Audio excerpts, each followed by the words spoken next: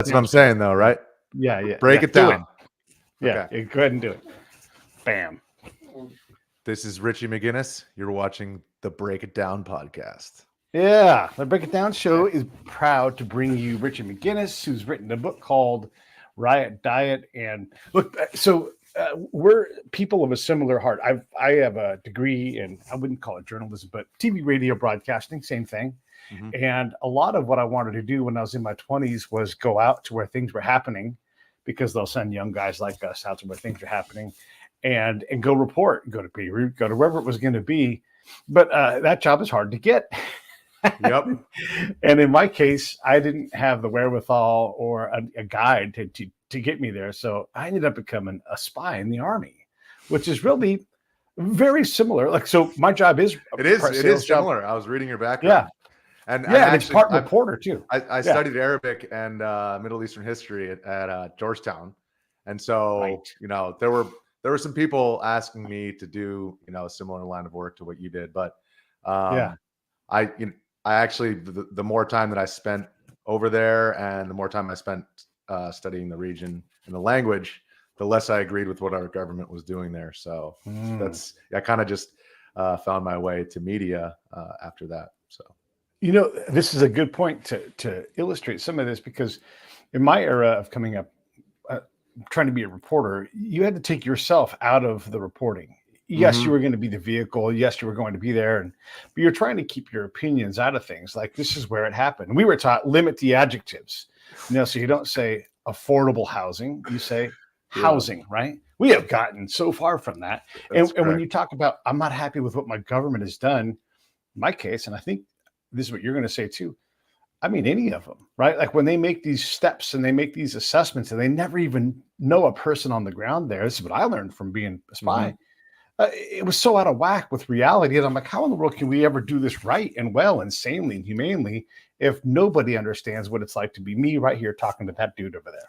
That's exactly right. And I think you hit the nail on the head as far as what journalism, what was taught in school versus what's manifesting itself in our present discourse. So, right. Like typically, growing up reading the famous journalists of, like the counterculture movement of the 60s and 70s, Joan Didion or Hunter S. Thompson, like they would give you their opinion, but they weren't passing judgment on the moment and on the characters on the ground in a way that, was, here's why my side is right and yours is wrong. And we now in the digital realm, the digital discourse, everybody is kind of directed through these algorithms to one of two echo chambers. And it's like, if you want to succeed in the present digital era as a quote unquote journalist, then you need to really play that game. All right. So it's the government. Not really. I'm just saying. Richie had some kind of technical glitch. I'm sure he'll be back in a moment. We were trying to get everything set up and scrambling. So I'll fill this time. Hey, everybody. It's Pete from the Break It Down Show. I'm going to run this. I've kind of stopped doing this a little bit, but this is the streamer down here. That's got the link to our PayPal thing. If you go to breakitdownshow.com and you click on the PayPal link, anybody can start whatever kind of subscription you want. I'm not going to tell you what you need to do. If you want to have lunch with Pete, if you want to do whatever it is, you want me to have you come on as a guest host, or even someone who wants to be on the show, whatever. Yeah, kick in some money. That's how you help make the show thrive and get us to go to the next level. The money goes into, like, right out of my pocket and right into the show. And that's what happens. So if you guys have a chance, use that PayPal link down below. Sorry, you were saying, and we were continuing. Well, damn NSA. No. It was definitely whoever was listening to me talking about those digital algorithms. Yeah. Sorry about that. But picking up where so basically, if you want to succeed in that environment, whether I was covering the BLM unrest in 2020 or the MAGA Stop the Steal rallies leading up to January 6th, and you're on the ground and you're a reporter and you're live tweeting, live streaming, whatever, if you use those kind of adjectives that you're describing, you're going to get a lot more people from that particular tribe to retweet your content. So if you say, Antifa idiot does XYZ, or BLM domestic terrorist, or MAGA insurrectionist, use all those kinds of adjectives, then you're going to get, this side or that side to promote your content. And it's a very easy trap to fall into because everybody wants a big following these days. Everybody wants, to expand their brand online. And it's hard to you're basically the enemy of everybody when you're out there actually just recording the good, the bad, and the ugly. Yeah. There's a great example of the ground truth in our combined world. So a very, very lifelong good friend of mine had a son that transitioned into being a daughter. And that changed their whole lives, and so he was able to talk candidly to me because there's no judgment. And this is a key, like the algorithm hates these kinds of things. And so he is now in this community and he's trying to support the next version of him. And so there's going to be a reading of a book, a text that helps parents and the kids in this situation try to sort out what it is that they're doing, if they're doing anything. And they were going to host this thing at a high school, right? So I set all this up to understand there's going to be some conflict here. So the Proud Boys show up because there's going to use a school to put on this talk. And that alerts Antifa. Now, maybe I've got this backwards on who. Yeah, and it's probably, I mean, it usually happens one then the other. It's a package deal, right? Protesters, counter-protesters. So my buddy is there, and this person comes up, and he's on the Proud Boy side of things. And he's like, they can't be using a public land. He's like, everybody here has chosen to be here, private event. They had to pay money for this thing. And they're all just trying to do what I'm trying to do. I'm trying to make sure my kid fucking stays alive. I'm trying to make sure my kid stays safe.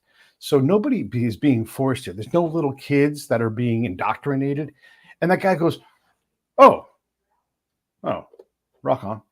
Yeah, exactly. That's the thing is there's so little cross-pollination going on between the two different sides. And it's very rare, you might get like a quote unquote conservative on a CNN panel, but it's basically just them yelling over each other. And what you're talking about, like the Proud Boys, obviously, with the January 6th events have been like, and it really actually started before that. It was when Trump's during the debates. I had seen the Proud Boys on the ground in Chaz in Seattle during a lot of the BLM stuff on the West Coast where they were more well known, but they came into national prominence when Trump said, they said, what is your message to groups like the Proud Boys? Chris Wallace said that during, I think it was the second debate. Maybe it was the first debate. It was the first debate between Biden and Trump. And he said, stand back and stand by.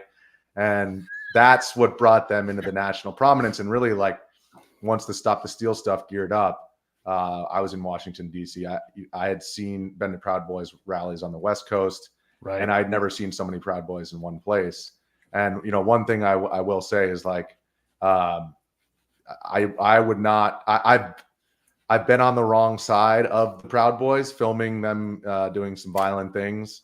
And I don't want to end up on the wrong end of those reinforced gloves that they wear. I'll leave it at that. One of the things too, when you're in this light, we nobody gets this right 100% of the time. And so you can say something innocuous. And there's someone like in the military world, if someone says, hey, Richie, I need you to get to this ASAP. Okay, that means there's an F in there, like as soon as fucking possible, meaning like more letters, meaning like right fucking now. Unask the AO and get over there and get that shit done. That's what ASAP means in the military. That does not mean that in the civilian world. They're like, when you get to it, Or like that great thing from King of the Hill where Dale is like, I believe in sparing the rod and spoiling the child. And he completely reframes, this whole thing. And so the president can say, any president can say anything, and anyone. It's like a Life of Brian. We're like, follow the gourd, follow the shoe. Exactly. It's the reinvention of language. I mean, we've seen language used on both sides of the media, effectively. Taking, let's just take, like, for example, the most recent Trump Liz Cheney comments. And like, this is just coming at this from, I have no dog in this fight. My job is to just tell people what's going on the ground and tell people, what this guy said, what he was wearing, XYZ. And so if you take the context of what Trump actually said, the headlines that were saying Trump wants to put Liz Cheney in front of a firing squad. I mean, that is so far from the context and the actual meaning behind what he was saying that those reporters who wrote those headlines have to be coming from a place of personal animus rather than a desire to just state what's happening at these events and these rallies. And it happens on the other side too, obviously. This is ubiquitous, right? It is. Yeah. The thing, so we would, let's use President Trump as an election tomorrow, and so it's a good time to talk about this. But last time he was president, they would take a portion of what he said and make it be what they said, and they continue to do this. They continue to talk about the good people on both sides thing, and all you have to do is just expand that clip, not even like 10 minutes, just like 30 seconds, and you realize, well, that's all bullshit, right? Mm-hmm. And again, this is not for either side. It's just for the truth, like what actually was said. And so I started watching just the whole briefing, and sure, okay, if you want to be an asshole, you can take it that way. And if you want to be on his side, you can take it that way. But what really mattered was this whole briefing happened, and it was about COVID or whatever it was. And they took these clips out to spin their narrative. Exactly. And I think a good example of it happening in the opposite direction, you have the Trump MAGA coalition, which is, I guess, conservative in name, but it's really different from the, Reagan's conservative party. Sure. And there is a very reactionary element to it, which is to say that, conservatives, tried and true conservatives, the old Reaganite conservatives, they say we stand with our principles. We won't abandon our principles. And I think the new MAGA right is much more willing to kind of get into the mud.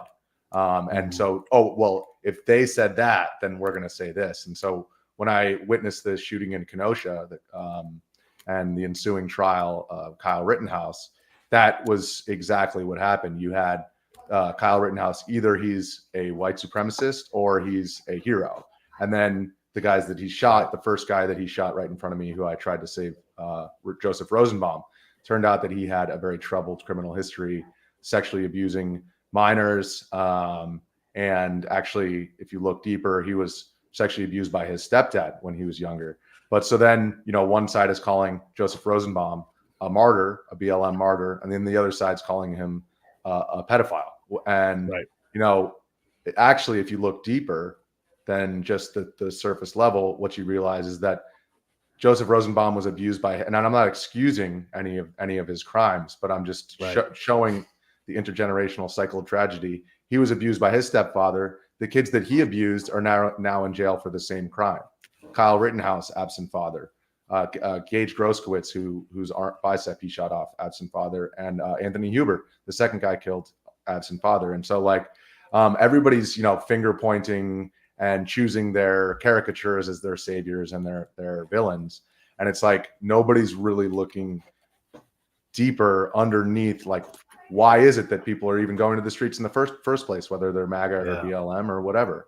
And there's a spiritual sickness in our country that we're not addressing because we're so mired in this kind of surface level Joe Biden's a poopy pants and that kind of orange man bad. Yeah.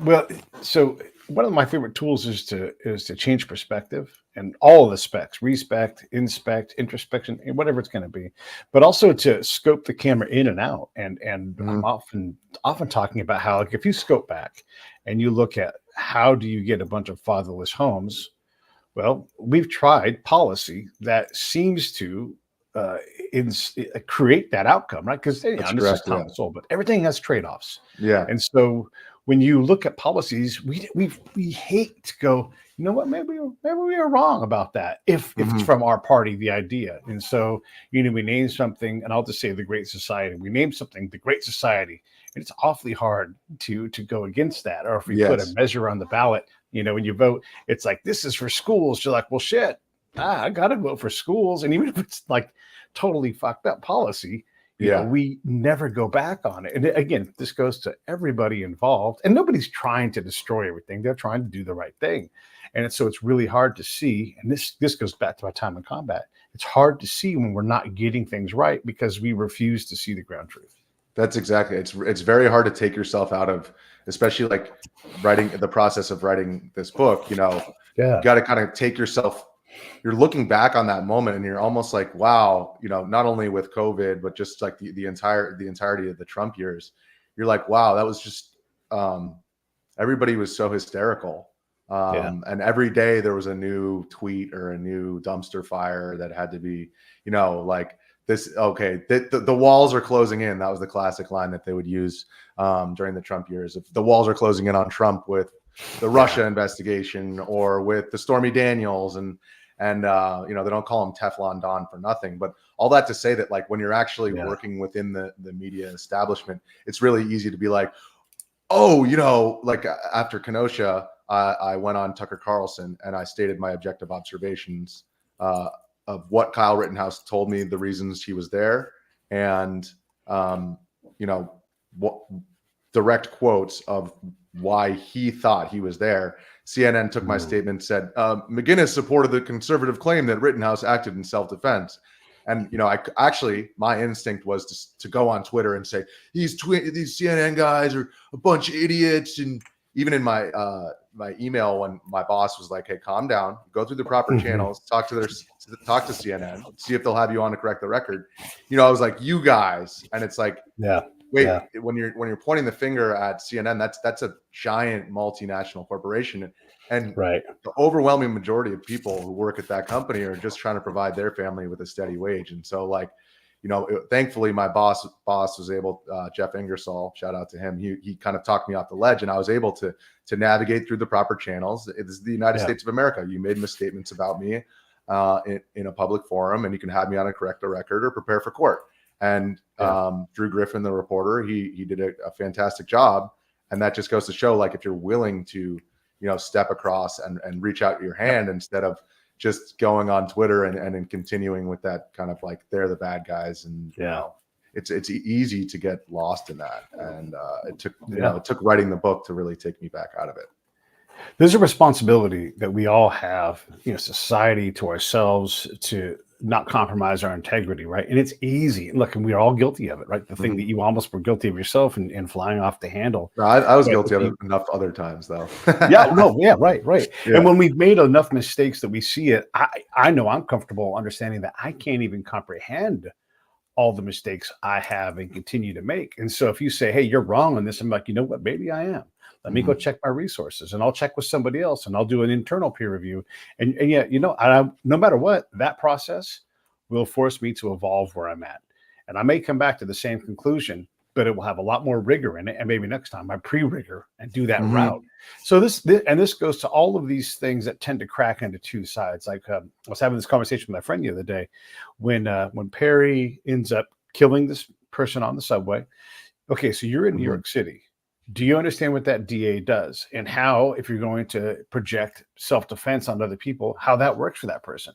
Because if you're going to put someone in a hold that can kill that person, you're going to have to stand in front of somebody and account. Now, maybe the sheriff waves it off and goes, you're good. But if you haven't done your work, your responsibility, and you carry or anything else, well, then you are exposing yourself to someone else being in charge of your life.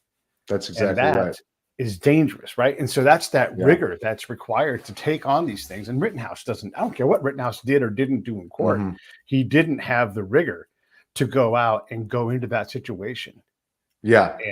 And that's, that's where you see, like, that the Perry case on the subway is another great example of, like, in this digital age that we live in now, it's like the moment that these things happen, there's cell phone video that hits the web. And a lot of it is, short, like we're talking earlier. And once the internet mob is mobilized, the DA, the prosecution, whatever the political apparatus that's functioning, like in the political realm, they're influencing our criminal justice system just through this, like, outrage culture that we have now. Because it's like, well, how can we not charge Rittenhouse with murder, given how angry, half of the country is about this, and like, if we don't, and there are multiple other examples of that in recent times, and I think the subway is another great example of that. It's like, well, let's just bend our knee to the mob, because if we don't bring these charges, then we're going to have riots. Right. Yeah, and this is when it's challenging, in general. Like, you have to go to the ground truth, and you can't do it all yourself, but someone has to be willing to go do the ride-alongs with the cops, to go talk to the business owners and go, what is it like? Because I'm pretty hard. I'm from Oakland, so I'm pretty hard on it. I was born there, I was raised in the area, and I've had family live there. And so I'm hard on Oakland because I've seen what Oakland has been and what it should be and what it is. And that involves me going out, having cousins, having step family, having all these people and talking to them, talking to people that live on the outskirts of town and going, you know what, I avoid going into Oakland because I don't want that hassle. I stay over here where I know so all of these things gives you that picture of you can put something forward about the state of Oakland. There's plenty of beautiful places in Oakland, but when you're in the wrong place, there's no help coming. Mm-hmm. And the cops are like, no, we don't go out there because exactly.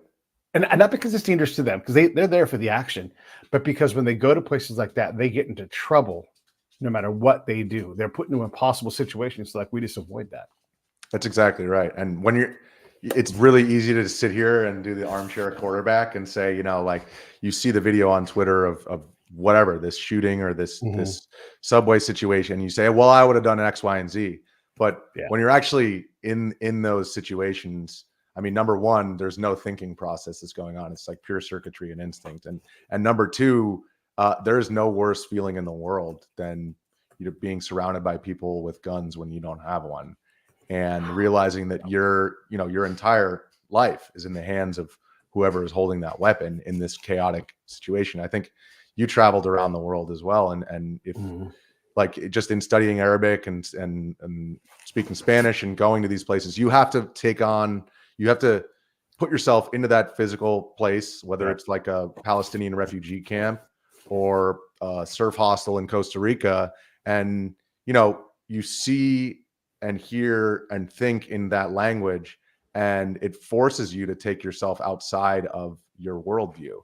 And I think it's what people don't do in this digital age is really like make an effort to think, you hear the sights and sounds, you hear the gunshots go off, and it's just like it's really easy to just skate over that and then keep oh well, this guy's an idiot, he deserved it, just keep scrolling, but when you live the experience, you can't it's seared into your brain, and it's something that is only it can't be translated through the pixels on a screen. So that's why we need people who are actually on the ground, people who are actually there, telling us what's happening in a way that's not, just this guy's the bad guy and everybody go after him and vice versa. Yeah, there's a couple things you just pick up along the way, and I get these sayings and axioms and that kind of thing. And one of my jobs is to know the warlords. And when my peers and people around me are like, it's going to be a civil war, and I'm like, you don't want that because it's bad. Nobody wins that shit. And I know what warlords do and what they're about. And they're like, I'll kill that guy. That's correct. It's either black or you're dead. It's not even black and white. There's no shade of gray. It's like, you're a threat to me. You're going to stay a threat to me. I've decided this. And so you're not going to be alive tomorrow. You're not going to be alive in 2 minutes. Right. And so that's what happens when you have these things where you run out of words. And you go to actions, and these guys are hard. They make hard decisions, and they're cold and they're calculating. It's not a world we live in. We live in a world, I love this, where we poop in potable water, push a button, and never think about it again. Exactly. That's exactly right. And it's actually, that dovetails perfectly into what happened in Seattle, because, well, number one, they set up like 24 porta potties. They seated the police precinct. Carmen Best, who was the commissioner, and Mayor Durkin. It came down to a political calculation of Trump is saying, what's going on in Seattle is terrible. Well, we're going to de-escalate the situation, right? So they seed the police precinct. They basically give up a 5-block area of a major American city. They set up porta potties for them. They give them city electricity. And so they're all camping out there, and everything's, hunky-dory for a couple of nights. But guess what happens? I mean, the first thing that they did was they created what they called barriers, not border walls, not a wall. It's a barrier. Okay. It's a plastic barrier, not a wall. It's a barrier. And they had armed guards stationed at so the first night that we show up, we go to one of these checkpoints and we're like, hey, what's up, guys? They're like, oh, we're guarding to make sure, no Proud Boys or agitators come in here. And there's a guy with a needle. This is no joke. This is in the book. I have the video to confirm it. He had a needle point belt that he told me his mom made that was holstering a 50 caliber Desert Eagle, that literally, as he's talking to me, the thing is swinging and flagging anybody who's standing close enough to him. So it's like, like you said, in those kind of situations, you have all this you can have all the idealism in the world, but when there's a power vacuum, it's the people who are either the strongest or are the most well-armed who are going to take control. And that's exactly, and guess what? They kept the Chaz going. The cops wouldn't go in there. It was going for weeks. And then finally it got shut down. Why? Because not one, but two black kids, 16 and 19 years old, were shot and killed in there. And those crimes were never solved. And nobody who's donating to BLM, all these Fortune 500 companies who were running their ads, they didn't donate to those kids' families, you know? Yeah. So, and then everybody just picked up and moved on. Okay, now we're talking about Portland. And it was like everybody just, you know, forgot what it was really about there, which is like the strongest one wins. There's a real lesson in these things too. And again, this was like, okay, so these folks are upset, but it takes a ton of money and energy to keep these kind of Chad things going. And so, sure, look, here's porta potties. You can take this building. You know, we're going to take this on the chin. And so I'm in Iraq, and the Iraqi generals were talking about, you know, this guy. We're like, hey, you know, why don't we arrest him? You know, he's Abu bad guy, right? Mm-hmm. And then the general's like, Peter, he's exactly where I want him. He's not a problem to anybody. He can't leave his house. He's already in jail. Mish Mushkila is what they're saying. Exactly. Yeah. He's no problem with what he's saying. Yeah. And so you're like, aha, okay, so you are competent. Now look, I may disagree with your approach and what the outcome might be, but not my responsibility, right? So many times we want desperately for the solution to be our idea, but there are no new ideas. These things have all been done. And so, you know, look, that's a Seattle problem. Seattle folks are handling it. Is there a better way to handle it? Maybe. Who's going to provision that? Who's going to pay for that? Who's going to take the responsibility when it goes wrong? Because there's always trade-offs. Exactly. And then look at Portland, which is where Trump did send DHS, federal, you know, what one side was calling stormtroopers and what the other side were calling, you know, restorers of peace and order. And that's like that goes back to what you were saying about, you know, where are you zooming the camera in? Because that area surrounding the Portland courthouse was like a war zone for 100 days. But then you go 4 blocks over and everything's nuts, you know, and it's like you're in, you know, you're in the first world again. And then you go out at 2 a.m. in front of the Portland courthouse, and if you don't have a gas mask, you're not hanging out for very long. And you know, it's and it's almost like, you know, once the DHS officers came in, it actually incentivized because there's two different groups, and one side of the media was keen to pay attention to one, and the other side is keen to pay attention to the other. There are the peaceful folks who show up before the sun goes down. They listen to the speeches, and then people start slamming into the fence around the federal courthouse, and those people go home. And then there's the people who are out there hardcore every night. It only takes, you know, 100 of them to really create some mayhem. And once the DHS officers showed up, that just made things worse, because then they said, oh, look, this is now about us versus Donald Trump, you know? And so it really it invigorated the cause rather than tamping it down.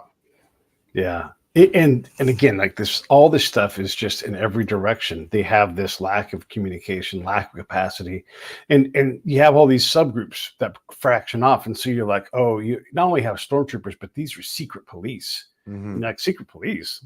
There was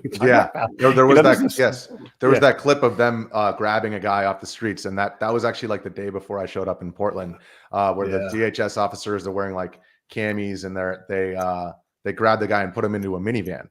And, you know, that was like, I think like 2 or 3 blocks away from the courthouse. And so like, you know, one side of the media was saying like Trump's secret police, you know, his literal brown shirts are driving people off the streets. And at the same time, you know, the flip side of that is I'd see these guys directly in front of the courthouse, lighting garbage fires, getting arrested, and then coming back out the next night. And so like, you know, there was outrage on the one side, and then like look what happened to the January 6th. One side called them insurrectionists, the other side called them, I'd call them rioters, just like I would call the people in front of the Portland courthouse. But a lot of them, for sure, there's a Lord of the Flies effect, where when the tear gas goes off, when the pepper spray starts going, when you see your buddy with the Trump flag get smashed with a billy club, this different part of your brain turns on. And so like Yeah. everybody's going in there, people are from all over the country. They don't necessarily know, oh, this is like, this is very restricted. You can't go in there without congressional press credentials or whatever, staff ID. I want to ask you a little bit about how you moderate where you go in these environments. So don't let me lose track of that thought, because where guys like us stand, who we talk to, and how often we end up next to something, there's some innate things in that. But before we get to that, the all of that, the messaging that goes into that, Trump's brown shirts, this person's stupid, this person's an idiot, all of that, it doesn't serve us in any way at all. And so our media loves to make money on things like Donald Trump. They're going to make a lot of money if Donald Trump becomes president, because he brings ratings, right? Yeah. And so you get these things like insurrectionist in the Bundy insurrectionists, right? Like, well, are they insurrectionists? It turns out you go to court and, you still kind of really don't know, because a lot of what they said, they won. And some of it they didn't, and someone was murdered. And so you look at all of this, like, why did we start with insurrection? Why didn't we just say, hey, there's ranchers with the land beef with the government, and they're so upset that they've taken over a government building. Well, we don't like that version of protest. And so the stories got way out in front of who these people were. And who even knows about Malnews County, Oregon? Yeah, exactly.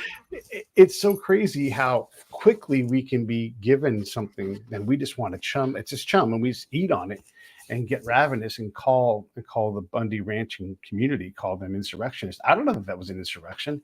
I do know that there was definitely something where the government could have taken different actions that would have deflated that area, and chose not to, for whatever reason, right? And that's the same thing applies to January 6th, which is like, when I showed up, I actually thought that most of the unrest was going to start like after dark, like it had in the previous two Stop the Steals. And I knew there was no internet down there. So I had a news team on the ground. I was up in Northwest DC where I had internet. I was running all our live streams, and my now wife told me, she works in Congress. She was like, I see the cops running, and they're running in opposite directions. And I was like, okay, I guess. So I got down there about 2 p.m., like right as the Western Front was, those clashes were starting. And my first thought, I had my bulletproof vest, my bulletproof backpack, my ballistic helmet, and my gas mask. And my first thought was like, why am I better prepared than 95% of these cops? And so you asked the question of like, when there's 15, 20,000 people on the mall, why are there 2 Capitol Police officers guarding a 100-yard long, just like flimsy metal barricade? I mean, that's a question that I don't, I only have the ground level perspective. And so it's like everybody, that's their first question. It's like, oh, was it an inside job? And I don't know what happened at those upper levels. Whether Trump asked for the National Guard, whether his people told him, oh, that'll be bad optics, your people are good people, whether Pelosi, put the fix it, whatever, but whatever, like, in spite of all of that, the people who are actually on the ground, it's the same thing as Portland. There were people whose intention was to go straight to the House doors, and I followed them straight to the House doors, and they were trying to interrupt the votes. Then there were other people who, I also saw a guy who wandered in and said, man, check this out. And he rolled a joint, and he smoked a joint in the Capitol Rotunda.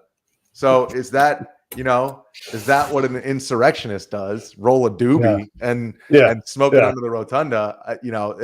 You can walk and chew gum at the same time. Both of these things can be true. And it was just really interesting to see the flip side of the coin when, after the election, kind of all of the finger pointing that happened during BLM from the conservative side was completely flipped on its head. And all of a sudden now, like the entire left is like, they're like the standing up for the Capitol Police. And it's like, wait, well, where were you when I was watching all these cops get beat on, in all these major American cities, and you're everyone's chanting all cops are bastards. And there's so many of these things where, again, someone's making a decision in the moment, probably not trained on that decision, and it's like this or that, and maybe neither one has a good outcome, and so they're picking things that there's riotous things. One of the things I think we struggle with is, no matter who wins the election when we vote tomorrow, over half of the nation is not going to like that person. Yeah. And the other side that loses is going to be like, we was robbed. Yep. And so we have this problem, and no politician is going to stand up in front of all of these people and say, listen, I know we've just had this big thing and everybody's upset. I am going to hear what you have to say. So there's all these people on the mall and there's no one listening to them. Yeah. Those people aren't going to go away. They're still there. They're still upset. They're still hurting in the grocery lines, all these things that folks are just unhappy. And so as much as we try to say democracy, I don't know that we're listening to our people very much. I mean, name the last president who sustained a 50+% approval. Yeah, that's exactly right. Now, that's exactly right. So, yeah, I mean, when you see that, when you see people so fed up, they travel to DC, whether they're there to shake their fist at people, which we're absolutely entitled to do, or they have something more violent in mind, which you're not allowed to do. What do you think about when you see that clash come and potentially involves not certifying an election? What are your thoughts? My thoughts are, I guess, it's a question of where I start with my thoughts. I mean, if we're looking at the broad scope of American history, I mean, and we're looking at the people who were elected president, among the 46 now we have, there were mostly, like, for example, Andrew Jackson was the first president who was not from either Massachusetts or Virginia. And so, all of these, the people who rise to those levels are there for a reason. And it's because they're playing the game, right? They're keeping the gravy train chugging along. And so when you had Andrew Jackson get elected, all these people came for his inauguration from the backwaters of Tennessee. And, there were like 25,000 people in DC. This was it happened later on it was 1829. It was like March of 1829, I think. It's late March. And so this is actually the first inauguration that was held at the Capitol, and he rode his horse from the Capitol to the White House. And then when he got to the White House, all of the high society DC people who had never had a populist president, he was the first populist president. They had never had people like this come to DC in such a volume. They're sitting there on the southern veranda of the White House, enjoying popsicles and like whiskey coolers. And all of these people who came, from hundreds of miles by horseback, they saw that whiskey and they stormed the White House. And Jackson got pinned up against the wall, and the Secret Service had to pull him out the side door. And I mean, that story is I guess a long-winded way of answering your question, which is like, I think that people put so much faith into one individual to change this massive system. But it's like, I moved to DC in 2008, and I was knocking on doors for Barack Obama in Virginia because I read his op-ed that he was going to pull all the troops out of the Middle East. In 2008, he posted an op-ed in the Washington Post in the summer leading up to his election. And I was studying Arabic at Georgetown as my freshman year, and I was thinking, hope and change. This guy's going to change everything, and he's going to pull the troops out, and I'm going to be part of this whole new global harmonious community. I was 18 years old and as idealistic and as naive as they come. And over time, over that 8-year period, I went to the second inauguration, and then I went to Trump's, and I really saw, my own idealism disappear. And thinking that this one man could change the system. And then, when Trump came into office, it was very similar, which is like, people came to DC for the Stop the Steal rallies and for January 6th, because they genuinely thought that if Trump did not become the president in 2020, then our country would collapse. And the fact of the matter is this is, a system that's been built up, and it's a Leviathan that it's not even if you can say what you want about Obama or Trump's intentions and whether or not they made compromises that they shouldn't have. But the fact of the matter is if you're putting all of your hopes and dreams into a presidential candidate, well, then you got news coming to you. Well, boy, do you ever. It has to happen over generations, and it's not the kind of thing that can just happen overnight. Yeah, and we always want these big changes that work. And this is one of the failings of humans. And there's all kinds of books about this where like they'll put you or me will put us in rooms and they'll say, here's a problem, try to solve it. And we just get to a point where like we tweak and it doesn't work. So we just start cranking the knob in the full direction and either direction and lose track of the entire, that it cascades into horribleness. So you believe that Obama has this direction and this, and he's like, hey, it's a black guy that's going to be president. Also, a white guy that's going to be president. Hey, this is wonderful. This is like a picture of America. And what turns out is he's like, where's the kill button? And can someone just keep pressing the fuck out of it for me? And then let's bring in Hillary Clinton as our Secretary of State, you know? Oh my God. And Mr. Hope and Change. Yeah, exactly. That's called smart diplomacy. You see. Yes. And look, I'm just as critical of guys like Tillerson and all these other dudes on the other side where you have these failings. And when you talk about what the government does and how we approach Iraq or whatever it is, you have people, and this is just me going to get a little bit like a deep statey for a second. Yeah. You have people that live in Georgetown, they live in DC, they go to the East Coast universities and they read the same books and they come out and they're like, here's how we take care of Russia. And they write their paper on it and that's their whole livelihood. And so they foment this war with Russia because they can't wait for their paper to be realized. And so, you know, they push and they push and they push and they push. And that's true with Ukraine. That's true with Israel. They all have these ideas. And if you listen to our politicians, our political class politicians, not the guys like Trump who are outside of the system, they'll say, you'll hear them say, Israel's going to do this. This is what we're going to have them do. And it's going to involve two-state solution or whatever it is. And they put things on them. Or we'll take this chalk line and we'll snap it down the middle of Ukraine. And I don't mean physically, but politically. And they'll say, anybody on that side, that's a fucking murderous son of a bitch gangster oligarch. Yes. These ones on this side that contribute to this fund, aces. That's so exactly right. We turn people into criminals who are like, I don't even do business with you all. I do business with the stands and Asia. I have nothing to do with America. And they're like, yeah, well, you're still an asshole. And so we have these things that our government makes these decisions. And it's all like, because we want our oil to be cheap or more expensive in 150 years or whatever the crazy goal is. And we create all this chaos as opposed to keeping our hands off the wheel a little bit in other people's countries. We hate it when they fuck with our elections, but boy, do we love to do it to theirs. That is correct. There's certainly a long history of that. And I think like the Middle East, you know, Ukraine is another good example. Like when you go over there, as Americans, we don't have the sense of the scope of history that's there. And the actual, like, we're not talking about like political tribalism. We're talking about like tribalism. Like, what is your last name? Based on your last name, I know whether you're Sunni or Shia. I know exactly what region you're from.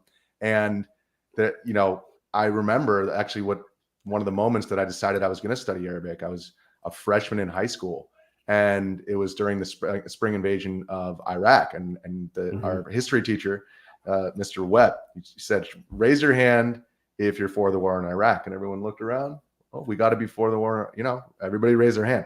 He said, you guys are all wrong. And I'm going to teach you the history of the Fertile Crescent in the next month and tell you why. And he made one very simple statement that really changed my understanding of the region forever, which is, why would we, if we're going to bring democracy to the Middle East, why would we bring democracy to a country that is 60% Sunni, 60% Shia, 30% Sunni, 10% Kurdish, it's approximately.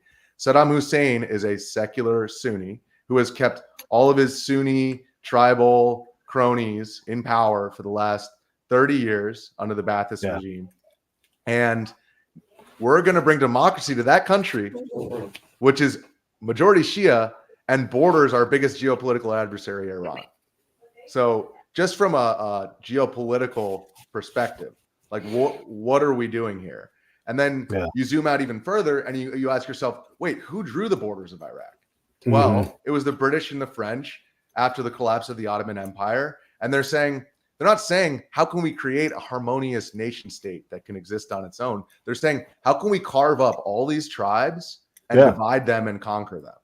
And so those lines were drawn specifically for those states not to be able to exist without a colonial power overseeing them. So why are we inheriting that? Why is America inheriting the sins of the British and French colonial experiments? It's like, it's mind-boggling to me. This is how complex this stuff is. So I'm in Afghanistan, and this is really like, I'm a multi-degree black belt in being deployed combat spy stuff. I'm excellent at it now. And we encounter this Jordanian colonel. So for everybody watching, he is one step below being a general, and he is the peer of the commander of the area that we're in, the American commander.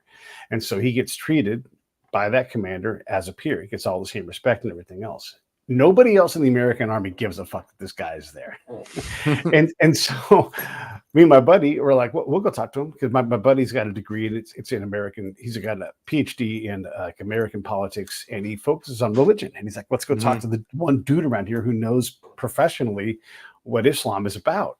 Yeah. And so that guy's like, oh, you guys like me? You're talking to me? Oh, okay, great. People would giggle and snicker when this guy spoke in meetings. These are Americans who are working with this. So already is this huge problem. So he's like, you guys are going to be my guests. We're going to roll around. We're going to go do things. I'll show you what I'm doing. You guys show me what you're doing. Right. And what we're doing is totally fine, because we're all partners. Right. So already people are like, hey, you're working with that Jordanian guy. I'm like, it's all right. He's on our side. He's with us. He sits on our briefings.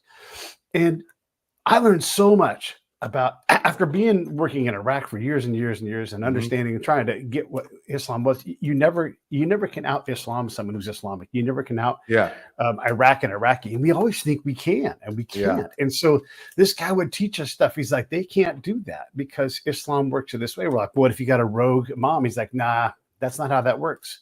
And if there is one, let's go meet him, and let's go to his office. Let's go talk to him. And then so you do these things, and those guys are like, oh, there's someone listening to me who's holding me accountable with the big guy. Ooh, you know what? And that guy would check himself, because the Jordanian colonel was right. You can't just say these things, And so all of this stuff involved us being willing to expose yourself to risk, partnering with someone who looks weird to us, even though he's our partner. And it goes into all of that crap. So Jordan becomes a partnered nation with us. For whatever reason, we get lucky with them. They still don't do what we want them to do. They do what they're going to do. And over 50 years, we've turned them into a real ally. But we suck at that with that blend of Saudi Arabia, Iraq, and Iran. We suck at trying to get out of their business. Because I'll tell you what, so I had this friend who, like you, was like, I'm going to study Islam and I'm going to learn Arabic. And he comes in with these preconceived notions. Who's your marja? Who's your pastor, everybody? Who's your marja? And I'm like, stop asking that shit. Stop out loud. You can't say that around here. Stop. And he's like, you don't understand Islam. And I'm like, let me tell you don't understand. So I take him back into the skiff. And I'm like, Iran and Iraq are one thing.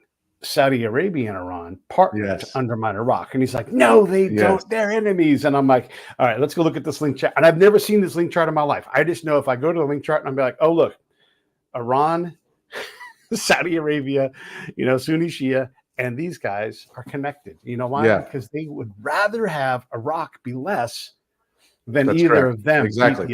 And you had the same thing with the Syrian civil war, which is okay, so if Assad goes, do you think that Turkey and Saudi Arabia and Iraq want to have another Sunni power? Because Assad is Alawite, and so Syria is majority Sunni, and do they want another powerful Sunni actor in the region? No, they would rather just have a power vacuum where they can, project their power.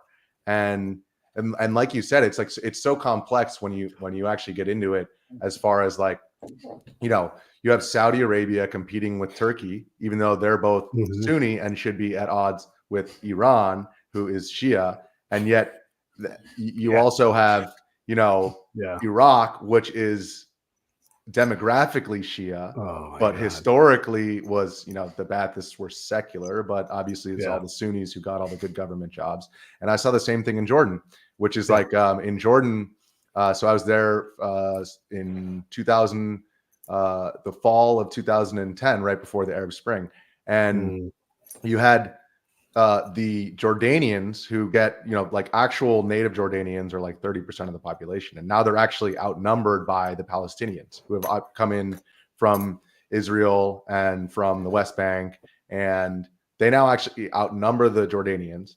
And the Jordanians get all the good, steady government jobs, right? But the Palestinians are now extremely successful in the private sector. And so the Jordanians are now turning around and being like, wait a second, like they're better off. Why are these guys who were refugees 5 years ago now doing better than I am? And so like it's even within the context of, or like a place like Southern Lebanon, you know, you have the Sunni refugees coming in, and then you have the Shia native population. And it's like, everybody just assumes that like, oh, Hamas and Hezbollah are the same thing. And it's like, no. Like this is like way more complex. And, you know, that's now that all that tribalism, and it's being transposed into American politics, you know, and we're treating like other Americans as if like they're actual domestic terrorists, you know? So, and it's like, no, you know, I'm pretty sure like that kid that I just saw in front of the Portland courthouse, like he couldn't even tie his shoes, let alone, you know, build a bomb. He's got a needlepoint belt for his, you know, hasn't dropped his gun on the ground yet, but he's about to. Yeah, no, I know exactly. And it's like, that's, you know, it's like, well, they're domestic and it's like, dude, these are lost kids who are out here. Who, you know, they live in, they don't have any job opportunities. They feel like they've been screwed by the system, and they're angry. That's not to say they can't do dumb things and can't be violent. Sure. But, you know, playing up the threat as like this, like Antifa is some kind of, you know, highly complex organization. That's just not the case. Everybody, the book down below is the link, Riot Diet, from our buddy and good pal, Richie McGinniss. There it is. Right there. Yeah. Right there. See this over here. So you guys should, you know, I always say is read 2. Buy one for your friend, buy one for somebody else, and then buy one for yourself. Get 3 and do one special. The book is new and it's out for us to all check out. I want you guys to do that. I want to dive back into that topic I wanted to ask you about earlier. So we go into these dangerous places because that's where the news is. That's where the spies are. That's where the operators are. And it's up to us to move around as much as we are able to safely do it. Sometimes I can't move around at all because it's just not my time, right? Because it's so kinetic. You can't. But I need to be out in the mix. I have to build a network. I have to be able to rely on people. I got to build trust. More importantly, I have to extend trust to someone that I just don't know and may have bad designs. How do you judge where you need to stand, who you talk to? Yeah. How do you sort all that out? How do you spot, assess, recruit, basically? That's a great question. And that's actually like, basically when I was going into writing the book, you know, all these publishers told me like, you have to pick a side. If you want to sell a book in this present day, that you need to pick a side. So you need to sell it to the left or to the right. And I'm like, well, number one, that's not my goal at all. Actually, my goal is to tell people what it was like to be caught in between. The second thing that they told me is nobody combines a memoir with chronicling in this day and age. No one writes like that anymore, right? So like these publishers who are 60 something years old, well, their generation wrote like that when they had their moment of civil unrest, and now they're trying to tell me how to do it. But all that to say that really, like, when, you know, you're telling the story of what, if you want to put somebody 20 years from now in my shoes in the Chaz or in Kenosha and really get the spirit of like what that was like, then you have to go back to, well, why did I interview Kyle Rittenhouse? Right. And so that you have to get into your own personal worldview and what it is your mission is. And the answer to that specific question is, well, the night before, that same business that Kyle Rittenhouse was standing in front of with a rifle was burnt. There were cars burning in front of it. And my coworker, Shelby Talcott, my coworker at the time, Shelby Talcott, and I interviewed a guy who was literally using a power washer to put out the fire. And I'm not kidding you. There were 2 other guys using buckets and trash cans to throw water on. And the guy had the simplest response that answers everything you need to know about what happened in Kenosha. As we said, you know, why are you out here with the power washer? And he just turned off the motor for a second. And he just said, you see any cops? And he got right. I mean, you see any firemen? You see the fire department out here? And he just turned it right back on. And so, that's the good stuff. In making those decisions, you're asking yourself of like, okay, well, number one, what's my mission in being here? Well, is it to show people like my perspective, or is it to draw out the perspective of the people who are on the ground? And I think it's in my estimation, especially being the video director at the news website where I worked at the time, Daily Caller, it was the latter, because I can just take my cell phone and I can go up to somebody and beam this out to the entire internet. Either live can be more dangerous because people can triangulate your position and stuff. But I can take this video, interview this person, ask them why they're here, and show people from right on the ground instantaneously now. And so like this is a new thing in journalism where it's, I think it's an incredible opportunity, but it's also it's a handicap, because now that we have our phones, like every single thought that goes through our head, it's like we've lost that lane of like, what is my lane here? And I aim my camera over at the cops because they started pepper spraying. Then I aim my camera over here to show what the pepper spray did to the people that they pepper sprayed. Right. Yeah. And so, but in order to do that, you have to place yourself in there.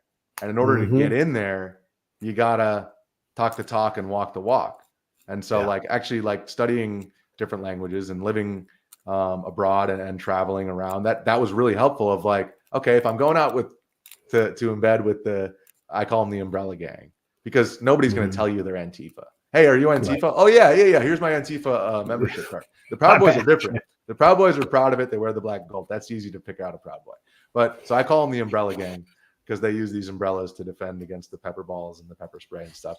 But anyways, when I went out there to embed with the umbrella gang, I'm bringing doobies and I'm bringing White Claws.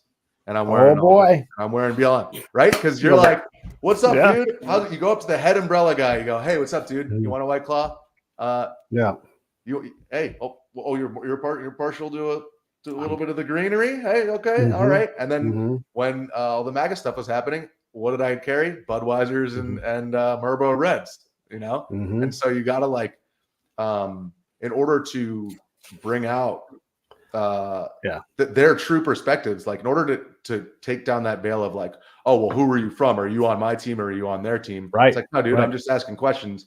You have to kind of ingratiate yourself. You have to kind of like, gain the trust of those individuals on the ground. And that's its own unique, like kind of, I guess, you're to a certain extent, you're acting, to play along. Yeah. Yeah. So let's do some twinning. So my biggest problem is I don't belong to a unit, right? I'm attached to a unit when I show up. And so they don't know me. Yeah. I'm like the Jordanian colonel. They don't know me. They don't trust me. And I'm like, here's what I'm going to do. And they haven't seen my products. And so I've got to ingratiate myself. And then they love me because I'm giving them things they can't get anywhere else. And one thing I don't do in modern reporters, I'm not including you in this, they love to go, I'm here at place X where it's going crazy and he hates these cans. And you start talking like you're the jerk. And I'm like, oh my God, you have no idea. And so what I would do is I would go to these far-flung units where their action is happening and no one has enough information. And because I listened to what the commander would say, and like, this is what's important to him. He needs visibility. He needs ground truth. That's what I have a whole bunch of. So let me go out there. When I show up to that army unit, I got 2 5-gallon barrels of ice cream because those guys never get it. Exactly. And I show up and I boom, and they're like, "Oh, you're the ice cream man. Are you going to come back again soon?" I'm like, "Dude, I haven't even left yet." Yeah, but I'll come back and I'll bring ice cream. But they learn to trust me, right? Because I bring ice cream in. And then when I go and I see the elders and the warlords and the religious leaders, I don't tell them what to do. I let them tell me. Who they are, what they're proud of, what's going on. And one of my favorite questions, maybe this doesn't apply to your version of Arabic because I learned Iraqi Arabic, which is country as fuck, but Shunu Rayak. What do you think? What's your opinion about this? So instead of, and just say, tell me how this works, and then they go, oh, right, exactly. And so sometimes I would tell my interpreter, I'm like, I'm going to say things to you to ask them, and you're going to know I know the answer. Just make sure so they'd always get wrapped up in because we'd have these amazing conversations. They'd be wrapped up in the moment.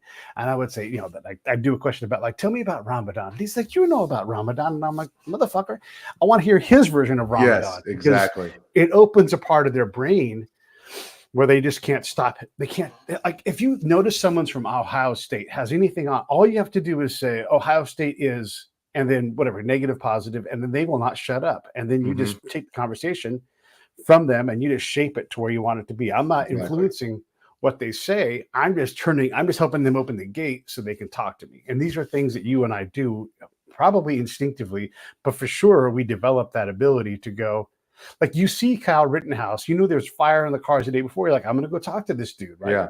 It's the same kind of thing I do. One of my favorite things to do was the Army would say, we're going to go out, we're going to do Operation X, and it's going to be inoculating goats, whatever it is. And so, and that's going to make people love us. And so I'm like, well, for one, they should love the government of Afghanistan. That's more important than us. And two, let's test that theory. And so I would go out and I would talk to the farmers and get a vibe for what was going on. And then I would go back 2 weeks later. I'd say, hey, what happened here the other day? Who was involved? And they would tell me about it. And it would have nothing to do with what the commander was briefed on. Yep. And that made me a bad guy to the Americans who were like, we inoculated goats and they love us now. You're telling them what they don't want to hear. That's exactly right. And they would say, that's not what happened. And I'm like, did you go back a week later? Yeah. No. Oh, because I did. Because that's my job. So, right, exactly. Yeah. Or if you're going to go, why don't I go ahead of time? And we'll not just do an A/B test. We'll do a zero A/B test. And then we can see what happens. And the command loved it because I gave them insight. I helped them shape how they responded. And almost universally, it was do less, be less kinetic, shut up, get out of the way, and just get small. Yeah, it's the same thing reporting. I mean, what you're talking about with like, well, I'm out here. Yes. Like the hurricane reporter, like, yes, Jim. Well, it's really blowing out. Yeah, it's crazy. And it's like, well, actually, the way that I viewed my role is actually more of like a fly on the wall, right? Because I have this little cell phone. I don't have this huge camera. What's my competitive advantage over all the big corporate media outlets? Well, I got myself and a couple of kids who have some balls, and we've got these little cell phones, and we can record broadcast quality footage with these things. So why don't we just go in there and just hang out for 10 hours on end? And just like you said, like, when you look at interviews in the modern political era, you can call it the Trump era. You see like quote unquote journalists and the way that they ask questions. Like if you compare the way that CNN interviews Kamala Harris versus JD Vance, like, I mean, I think it was Jake Tapper who did the one with Jake. I mean, it's like they're two totally different. The journalist is two totally different people, and they're doing two totally different jobs. And so like, rather than, asking challenging questions in both contexts, like for example, I was a fly on the wall, but you're also taking the answers that these people give you and you're prodding and you're kind of directing the conversation. And so when I saw Kyle Rittenhouse, he had his med pack, and I said, "What are you doing out here?" He said, "I had my med pack and I had my rifle. I got the rifle protection. I'm using the med pack to provide medical care to protesters who got shot up by the police." And I'm like, "Oh, are you EMT certified?" And he's like, "Well, I got my ALS." And I asked him 3 different ways. Are you? Because he looked too young. He didn't look like somebody who'd been the classic 3 directions. People into an ambulance for a couple of years. And so, there's certain ways where, without saying, "Did you know that you shouldn't be out here? You shouldn't be in the Capitol smoking a joint right now." I just say, "Hey, dude, what kind of weed is that?" Yeah. And he's like, "Pinkberry." "Oh, why are you smoking it?" "Oh, because I'm probably gonna get in trouble again." But whatever. Life sucks.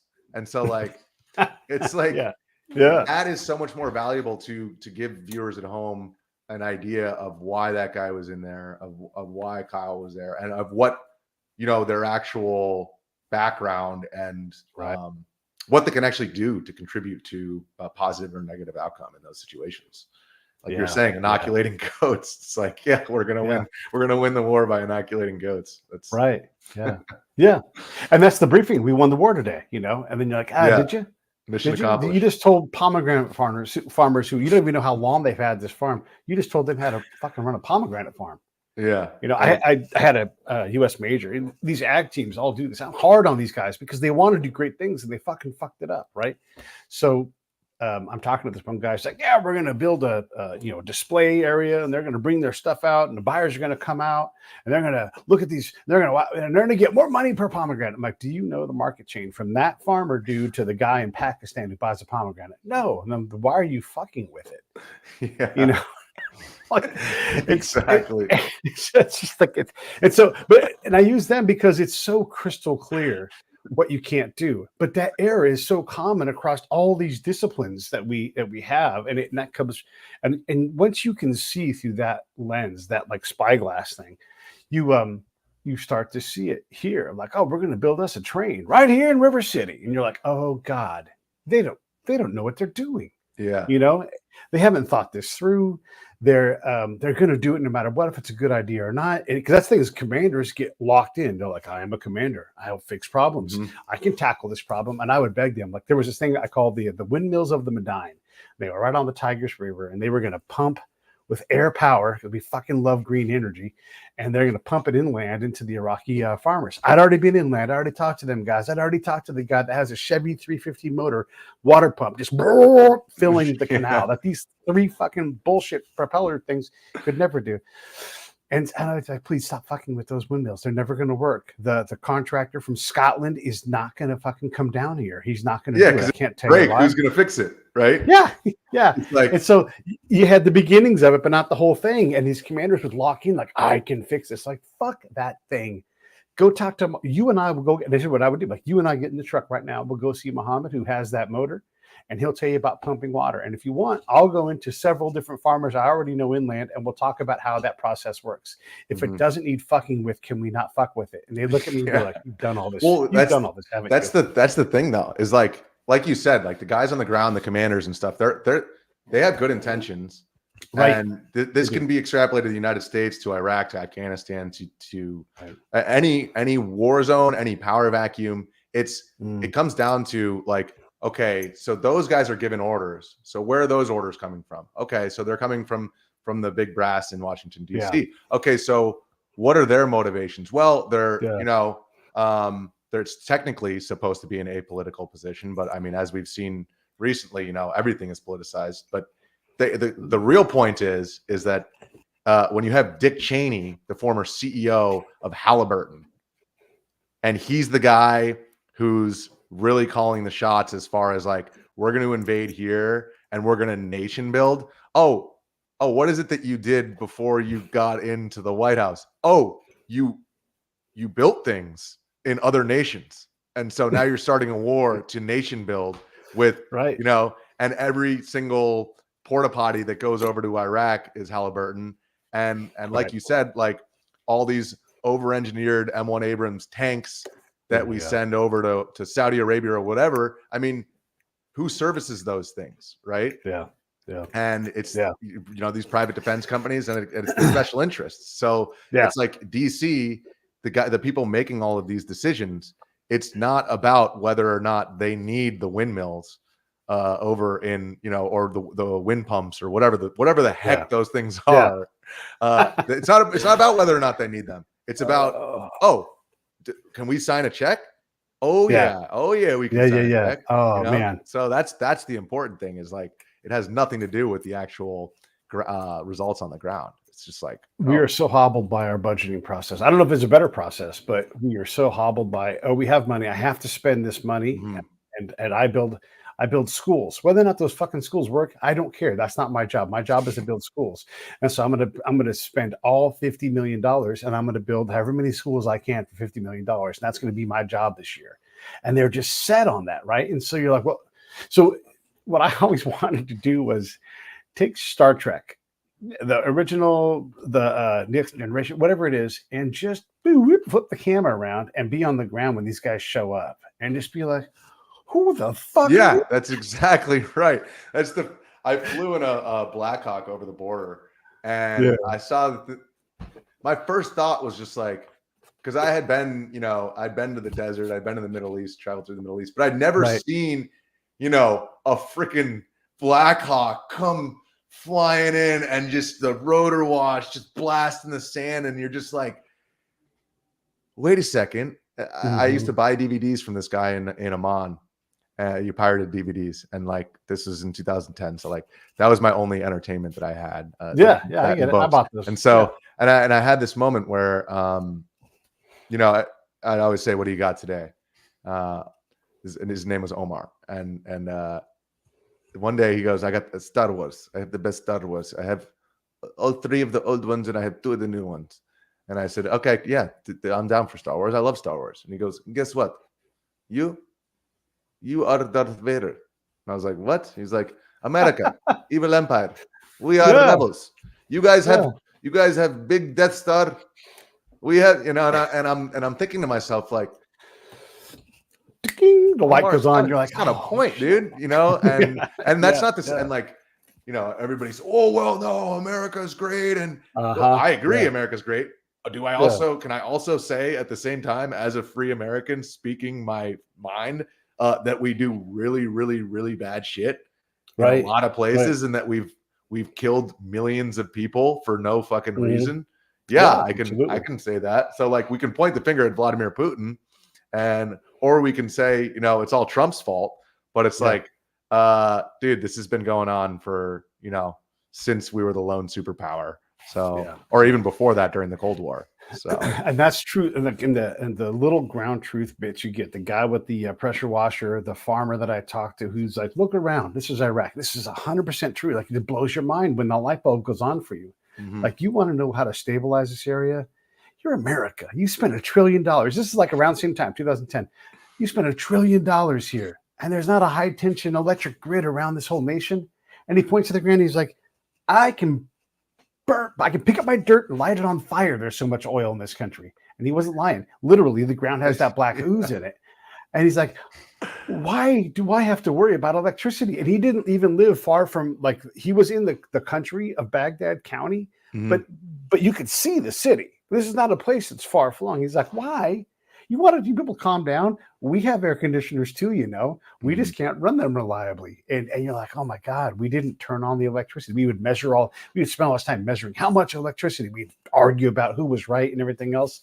Bottom line is nobody in town could reliably go and turn on a light, and they dare not run an air conditioner, because it was like, oh my God. And so these real truths of this Afghan farmer, I'm talking to him, and you know, because we're trying to get them connected to the government. And they're like, you know, this is where the Taliban is from. And I'm like, yep, I know that. It's like, today, right now, your president, Mr. Obama, is talking to the Taliban. You want me to deal with this government? Exactly.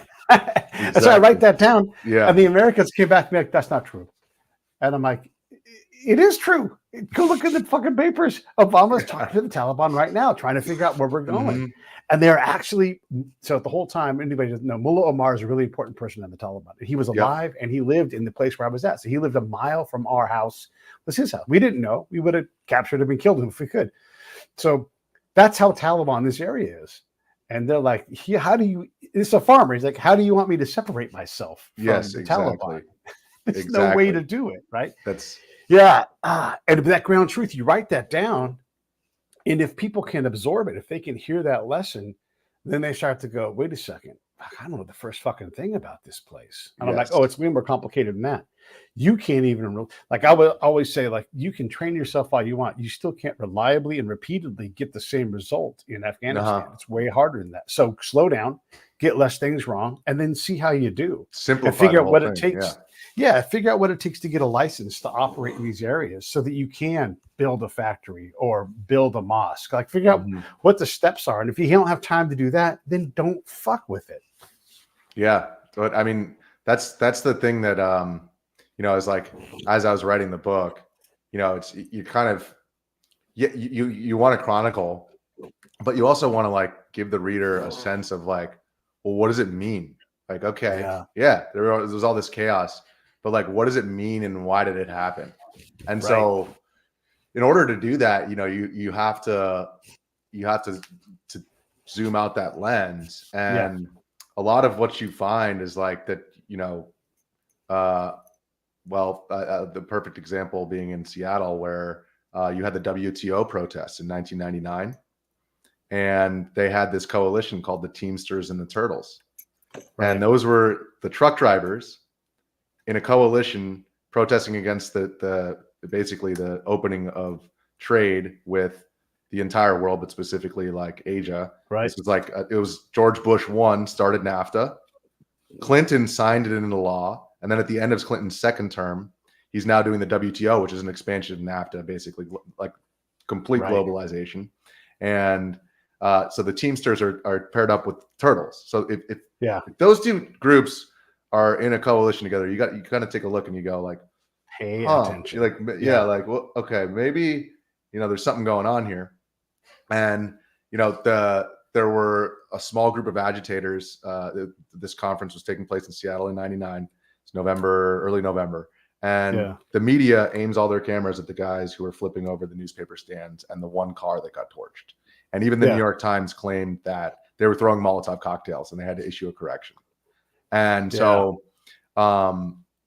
when you like look at something like the WTO protest and you're looking at the history of that, and now I'm writing about what happened in 2020 and trying to take that same zoomed out view, you're like, oh, wait a second. The entire media was they were against the protesters because every single ad that gets run on their news programs is sponsored by these massive multinational corporations that are based in Seattle.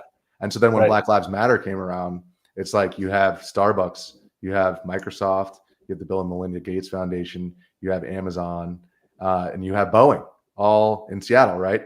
And people, there was this moment where we marched from the abandoned police precinct in the Chaz to, and I don't want to give too much away from the actual book, but we marched to the West Precinct, which is in the commercial district, and it's literally right next to the Amazon Tower, three tower complex that was just completed, and they're giving the finger to these blue collar cops in a 2-story police precinct, and we're in the shadow of Amazon, who literally doubled their revenue in 2020 and profited more off of the pandemic than any other company, and the greatest transfer of wealth in human history taking place during this pandemic, and everybody's pointing their finger at the cops and calling them all bastards.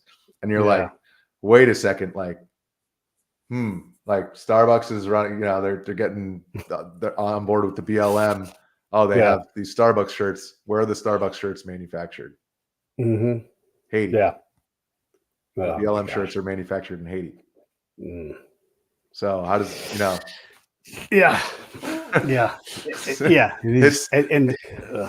so once you pull the veil back, to close the answer to that question, it's like that you have to like, when you're going into Iraq or Afghanistan, you have to ask yourself of like, okay, what's the mission, and then who's paying the bills? And it starts to become actually a lot simpler when you realize, like, okay, these are the guys keeping the lights on, these are the guys who have the guns, and this is how the public is viewing what's happening here. And so like it's pretty easy to simplify when you actually take a step back, get your emotions. It's great. I'm going to put a link up here for everybody. You guys want to check something out. You want to see what and it's not being conspiratorial. These are open public records. And so there's a website, and you'll understand a little bit, like once I put the website up here on the thing, it's called They Rule, and it's theyrule.net. And if you type in like, I don't know, let's think of Amazon. If you type in Amazon, it'll put all the board members in a little map. And then you type in McDonald's, same thing. And all of a sudden it's like, and all of the companies all are one relationship away from each other. And it's like, it's insane when you realize, and look, that's great. We have so much fortune, we have so much money, but we can always go back to the corporations and say, you have got too much influence, push it back. Same thing with the government, push it back and create a little space for people. Because if you're always taking profit and look, you have go buy shares, everybody, of corporations, so that you can be mad at it, but also make money. But same thing with the government, right? And that's what reporters, you guys are great at doing, is saying, hey, here are the connections here. Here's where these tissues go together. One of the things that drives me crazy in foreign policy is you can absolutely fuck up when you have your time working for the government. Then you go work for the Atlantic Council. Exactly. The Atlantic Council of Foreign Relations, Bilderberg. I mean, funded by foreign countries. And that's not to, you're right. Like, it's like everybody's like, oh, like you're being a conspiracy theorist. And it's like, dude, it's pretty simple. Like, this guy, you know, worked in the intelligence community for 20 years.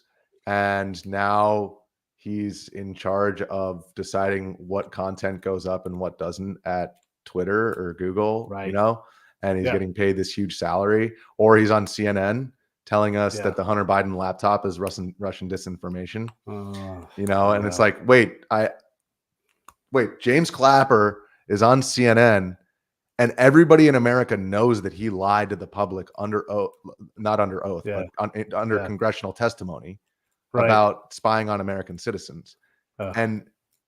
And we're turning to him as an authority on, you know, whether we should invade this country or whether or not, you know, it's just like, the extent to which the corporate, and then I saw this during the Obama era when I was working as a PA at NBC. It's like, if you want to get a question in that White House briefing room as a journalist who's trying to move up the ladder, you better ask the right question, because you asked the wrong question. If you push that, if you ask too hard of a question, you ain't never getting a question again.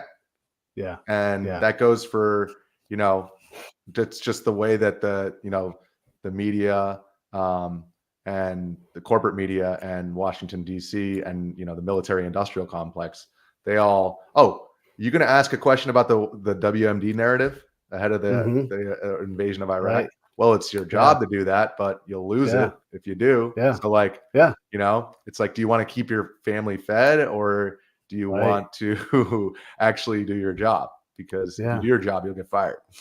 Who was in the room with you, Madam Vice President, when they picked you to be the candidate? Yeah, exactly. And if you can't answer this, then ask a real question. I mean, it's, you know, it is kind of rich. I think that's why if anything, I do have a certain degree of optimism during this period of unrest and of, you know, Orange Man bad, because is because really the duplicity, and this is on both sides behind the agendas. It actually does, and COVID did the same thing. It reveals to people like, oh, wait a second, like, okay, so we're actually not asking any questions about this pharmaceutical whatever. And it says, and the program that I'm watching that's telling me what's happening, you know, around the world and with this virus. This program is brought to you by Pfizer. Hey, like, everybody! I mean, they really just said it, and it's and you can ask Donald Trump the same questions, because he's had a chance and he blew his chance. He purposely divided the nation. That'd be my question. Well, you purposely divide people. That is warp speed. Everyone who's like, like they're trying to force the vaccine on us, and it's like, wait a second. And they're like, oh, the deficit, the debt, they're just printing money. And it's like, well, that started during COVID, which started during, and I'm not saying that COVID was Trump's fault, but I'm saying like, that dude loved that vaccine and he was pushing it just the same, you know? And so, there's a lot to be, he's contemptible, and there's a lot to be mad at him about, you know, and that's the thing. So I don't want to take too much more of your time. Everybody should buy the book. I'm going to put the link for the book back up here. What do you want to ask me? Is there anything else you want to get into? We've had a great chat. By the way, I'm totally loving, because the media has forsaken its integrity. I'm loving Joe Rogan getting Vance and Fetterman and Trump on his show within a week of each other. And there's long conversations where sometimes Rogan's ahead of these guys on some of the topics. Sometimes they have great answers and they surprise you. So I'm loving that. But what else, if anything, do you want to get into before we wrap it up? I guess, you know, I think you actually just perfectly segued to that. What I wanted to get across both in the book and on this appearance is like that, you know, everybody's throwing up their hands about how broken the system is and how hard it is to get good information and how, you know, truth is now like a relic of the past. But actually the way that I see it is if you're somebody who's actually not playing that game, then you stand out amongst the rest. And I think like Joe Rogan is the perfect example of that. Is like, you know, if you set out to do an interview, to write a book, and you're going in with good faith intentions, and you're actually like going in with an open mind, then you stand out amongst the rest. And so like, I actually do think that through such scurrilous reporting and political gamesmanship that we've had over the last 8 years, that actually like people are waking up to like what's, you know, the Wizard of Oz behind the curtain of like who's really pulling the strings, and like, wait a second, like they don't give a shit about the American middle class. And wait a second, Bill Clinton did just as much to offshore American jobs as George Bush and his dad. And so like, wait a second, like that Republican Democrat, what's the, you know? So that's, I mean, that's my parting thought, is that, and with respect to Trump, it's like, he's, you know, certainly, I think there's certain aspect of creative destruction that's taking place with him. But I mean, the dude literally made his entire career with over leveraging himself in massive amounts of debt and relying on these massive multinational banks to keep him afloat. And so like, we think that that guy is going to be the one to like, you know, truly overhaul like this corporatocracy, this oligarchy. And like, you know, I mean, I'm not saying that, you know, Trump doesn't have certain aspects of his policies that are good for the American worker, et cetera. But at the same time, like, it's the multinational banks that are much more powerful than any of the, you know, the GMs of the world, or any of the, So as odious as he is, and I'm using the word odious because I mean it, but his energy policy is better for the environment, for everybody else. It's better to have our energy here where we have tons of it, put it on rail. Everybody loves rail. All right, put it in rail cars and send it to our better refineries to pay our better employees a better wage. You know, and like, it's better, because I don't know if people realize this. As soon as you put oil from Asia or Africa on a boat and you put bunker fuel to run that boat, you've polluted more than all of our cars, all of them, you know. And so why do we do that? Well, because there's some kind of policy hocus pocus that's gone on, and it just, you know, it doesn't make any damn sense. So build all the trains you want, but that's not going to make a difference. Or fly your private jet to Davos. You know, John Kerry flying to the Paris Accords. It's like, like reduce all of our energy emissions across the West, and it's like, wait, but what are they doing in China? They're getting cheaper energy, and we're giving up, you know, our cheap energy for what? So, I mean, I'm not saying that I'm like anti-alternative resources, but with that being said, it's like, you know, who's agreeing to these terms, and who's going to do a better job of that, us or them? Like, we're going to do a better job of protecting wild, and we're not great at it, but we're better than most. We actually care enough to do it. Anyhow, I don't want to. Who makes all our solar panels? Oh no. Chinese. yeah. And how? Oh my gosh! Don't get me going. Anyhow, it's great to have you on. It's been a lot of fun talking with you, and I dig field folks, because that's the thing, right? And I'm sure you have a story about this. I guess that really will close it up. One of my challenges was always like, when people are like, "That's not what's going on," I'm like, grab your backpack, come out here, and you just go walk the walks with me, and go out and do it. And nobody would ever want to come out and do it, because I worked hard. And it was scary where I was. And look, that's just what I did, right? But that's what provided me the ability to look at someone and say, well, let's go. Why don't you come out and you tell me when you go out if you see something different? And no one had the guts to go out and do that, right? And so that gets that bona fides of, I am doing the work. You are not. You're welcome to disagree with it, but it doesn't make you right. It just makes you disagree and disagreeable. So that's exactly what is like literally in the first pages of this book. It's like, I was there, they weren't. You know, we were on the field and they were armchair quarterbacks. And so the last thing I'll say is the ebook is available for pre-sale right now, and the paperback, there's a color version, which has got there's like 150 photos in here, and there's a black and white version that's cheaper, and that will be available this week. So right after the election. I'm November 6th or 7th. I'm just going to see how long it takes for, you know, the Riot Diet to get back on the menu. Not that, unfortunately, you know, that's what we're looking at, no matter what the result is. So, and I just purchased the book so you guys can be like me. And it is right now a whopping $10 on Kindle. You can get that. and it's going to be a good thing for you guys. Are going to love it. Anything else before I push these credits and roll this thing? No, thank you very much for having me on. I really appreciate it. I'm happy to come on anytime. This is a great combo. Love it. Okay, stand by. Hey, thanks for watching the show. I really appreciate it. Right here, you can subscribe. Please do that. It makes the show grow. Hit that notification bell so you know which incredible guest is coming up next. Down below is the PayPal link. You can put a small subscription in. That is an enormous help. All that money goes right back into the show. And then right up over here are the next episodes you should listen to, curated by yours truly. Thank you so much